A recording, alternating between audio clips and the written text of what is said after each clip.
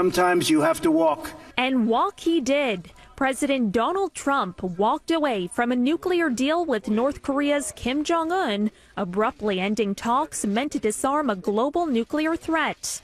Trump blamed the breakdown on North Korea's demands to ease off punishing U.S. sanctions without committing to abandon the nuclear arsenal the nation has spent decades developing.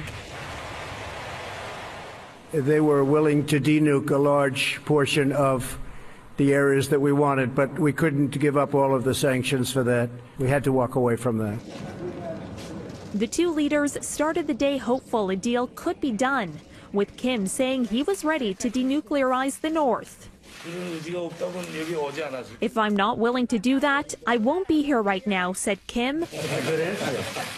Wow, that might be the best answer you've ever heard. But it was a disheartening end to their second summit in 8 months that saw Trump arrive in Vietnam's capital, confident he would bring home some good news. U.S. officials say they never expected a breakthrough. We've said since the beginning that this would take time. Our teams have gotten to know each other better. We know what the limits are. We know where some of the challenges are. And I think as we continue to work on this in the days and weeks ahead, we can make progress so that we can ultimately achieve what it is that the world wants.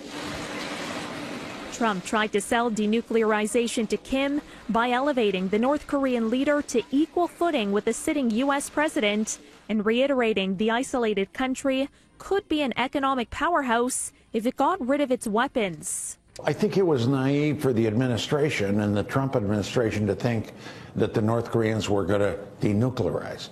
They're not going to do that. They have 54 nuclear weapons. That's their source of survival for the future, and also Kim Jong-un's standing as a leader.